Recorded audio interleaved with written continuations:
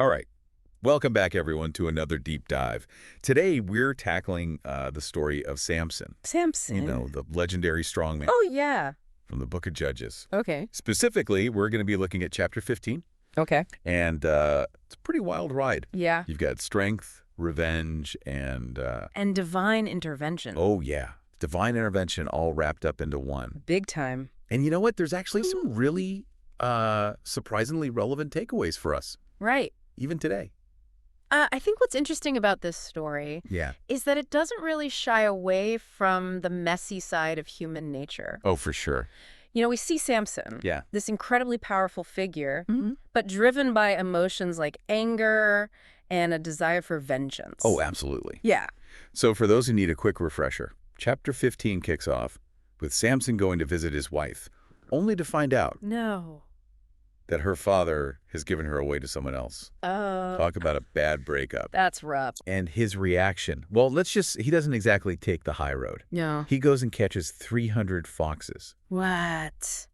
ties their tails together with torches, Oh, my God. and sets them loose in the Philistines' fields, Wow. burning all their crops to the ground. 300 foxes, that's commitment. I know, right? It's almost comical, like Yeah. how over the top it is. Oh, yeah. But you can really see how the story is already setting up this theme Yeah. of escalating revenge. Exactly. Exactly. And the Philistines obviously are furious. Oh, yeah. So they retaliate by killing Samson's wife and her father. It's so sad. It's really tragic. And it really shows how quickly that cycle of revenge can spiral out of control, leading to more pain and suffering. And Samson, fueled by grief and rage, takes his revenge to a whole other level. Wow. He single-handedly slaughters 1,000 Philistines 1,000. with a donkey's jawbone. Oh, wow. It's a pretty brutal scene, Yeah. but it also showcases his superhuman strength.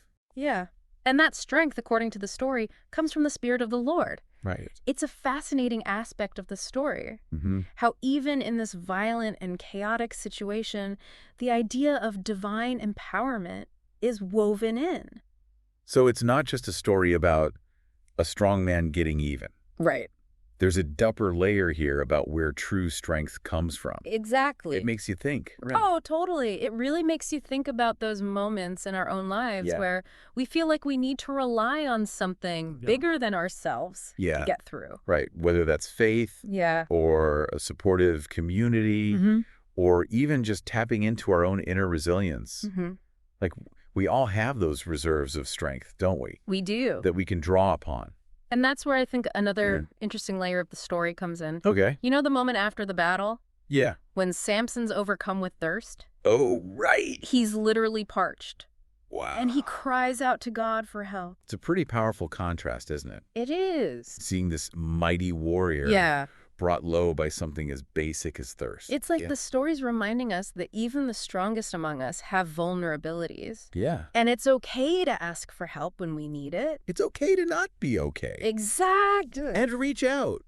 It's a lesson in humility, recognizing that we don't have to go it alone. Yeah. And the story emphasizes this even further by how God provides water for Samson. From the jawbone of a donkey. Right. That he just used to slay 1,000 Philistines. It's such a strange image. It is. Like, you can't help but wonder what the author was trying to convey there. Well, you could interpret it Yeah. as a reminder that even in the midst of violence and destruction, unexpected sources of help and support can emerge. It speaks to the possibility of finding renewal and sustenance in the most unlikely of places. So we've got this ancient tale with all this action and drama, but how does it actually connect to our lives today? I mean, I'm not exactly planning on setting any foxes on fire anytime soon. Fair enough. Yeah. But I think the core themes here, revenge, divine empowerment, and humility are surprisingly relevant to the challenges we face in the modern world. Okay. Let's start with revenge. Okay.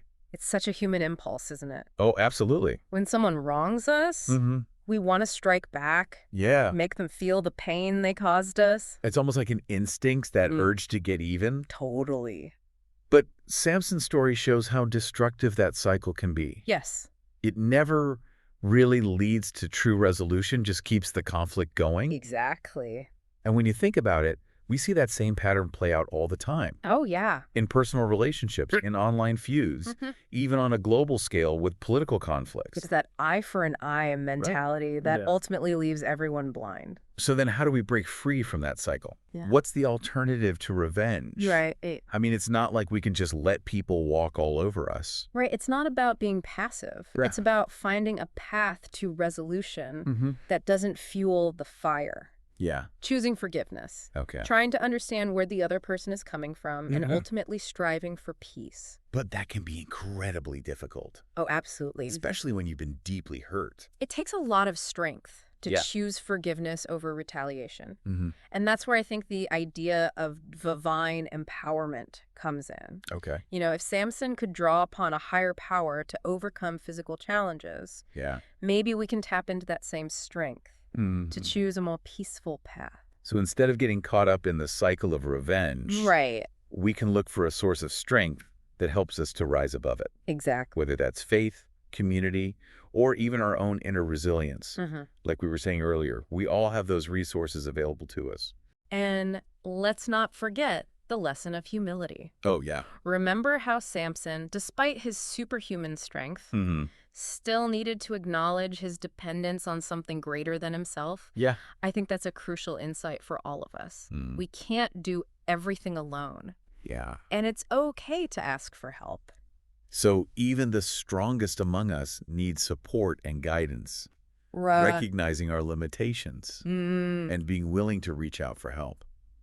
Yeah, it's interesting how this story highlights both the power and the vulnerability of strength. Right. You know, it reminds me of that saying, sometimes the strongest person in the room is the one who asks for help. Exactly. And I think that's such a powerful message for all of us, no matter what challenges we're facing. We all have those Samson moments, you know, where we feel overwhelmed, where we need to tap into something bigger than ourselves to find the strength to keep going. Okay, so as we wrap up this deep dive into Samson's story, what's one key takeaway you hope our listeners walk away with? Well, what I find so fascinating about these ancient tales is how they still speak to us today, even thousands of years later.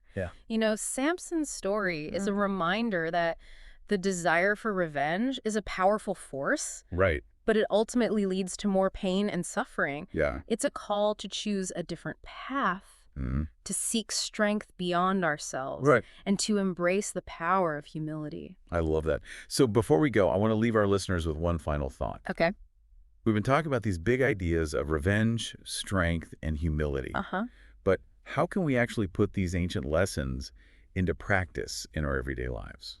It's a great question. What is one specific area, dear listener, where you could apply the wisdom of Samson's story? Yeah. Are you holding on to anger towards someone? Maybe this is an opportunity to consider forgiveness. Or maybe you're going through something that feels impossible to overcome. Remember Samson's example and tap into those sources of strength. Yeah. Your faith, your community, your own inner resilience. And don't underestimate the power of humility. Oh, absolutely. It takes strength to admit when we need help. Yeah. You don't have to face our challenges alone.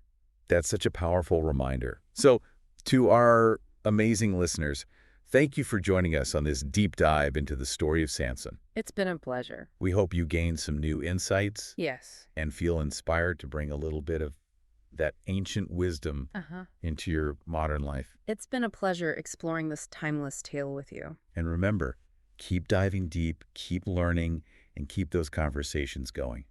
Until next time.